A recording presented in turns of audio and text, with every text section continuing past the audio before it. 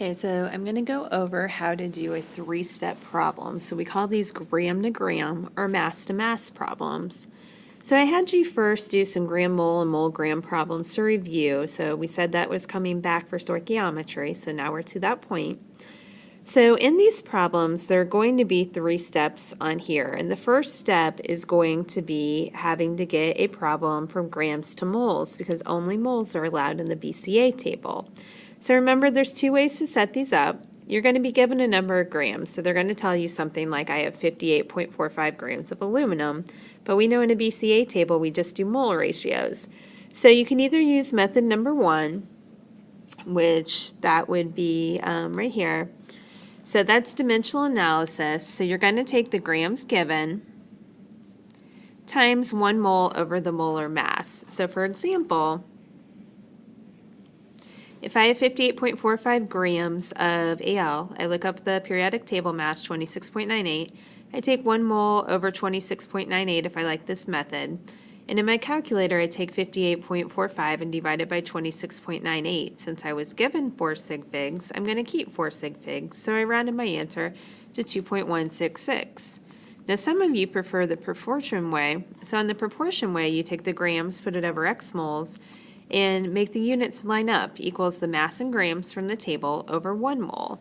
So if I'm going to do it that way, I'm going to do the exact same thing that I did before in my calculator. I'm just going to show my work a little bit differently.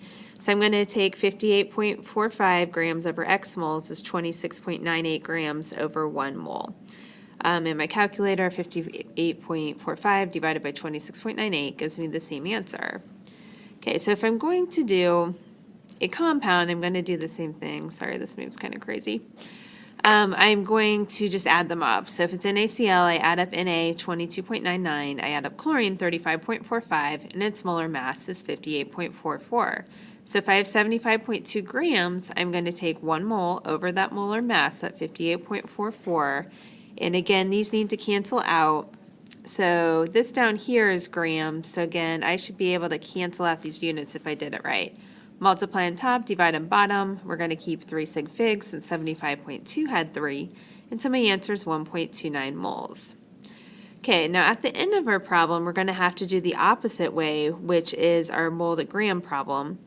And so we're going to take our number of moles times our mass over 1 molar. We're just going to flip this. Sorry, this split this kind of funny here on here. But we're going to take, if we do it the other way, number of moles given over x grams is equal to 1 mole over the mass in grams. Either way, you're going to put in our calculator and you're going to multiply here. So before in the first step, gram to mole, you are dividing. On this step at the end, you're going to be multiplying. Okay, so ignore that. That came from the other slide. So if I have 7.28 moles of water, I add up 2 H's at 1.01 apiece, and then O, which is 16. That gives me a mass of 18.02. So I'm just going to multiply 7.28 times 18.02. I can just keep 3 numbers, so 131. Same thing here on this method. These are on the same diagonal, and 1 mole is with x, so 1x is equal to 7.28 times 18.02, same answer. I can also have bigger compounds here, so if I have MgOH2, I would add up Mg plus 2 O's and 2 H's, get 58.33. And my answer would be 78.7 grams, no matter which way I want to do it. So only moles are allowed in our BCA tables. So the first thing you're going to have to do on these is go from grams to moles on here. So if they give us a problem, they told us here I have 25 grams of hydrogen, and I want it to react with X's oxygen to form water.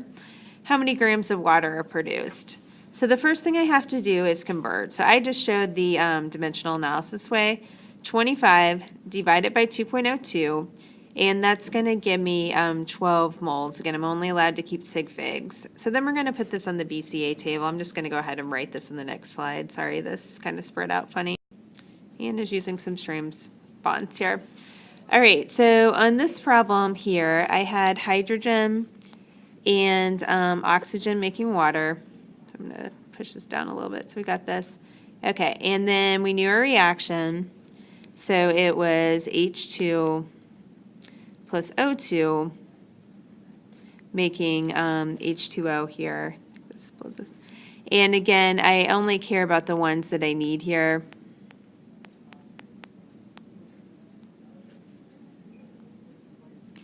Okay, so before in this, I had 12 moles.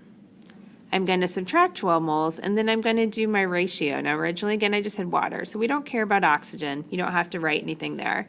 So what I'm doing, and you don't have to show this in this method, you're just going to do the ratio in your head. So we're going to take 12 times 2 moles of water to 2 moles of H2. And anything times 2 over 2 is just times 1, so it stays itself. Okay, so we know 12 moles of water are produced, and then we're going to convert that to grams. And sorry, this program does not like some of my fonts on here for arrows. So for 12 moles of water is my answer then, because it's how many moles of water are produced. So I get that number here. Then I add up the molar mass of water, which is 18.02. So all I need to do to finish this problem is to multiply it by 18.02. I get to 16.24. Again, this is their weird font conversion here. But I'm only allowed to keep 2 numbers, so I'd round this off to 220. Okay, so let's try another one on here. So I want to take oxygen and calcium to make calcium oxide.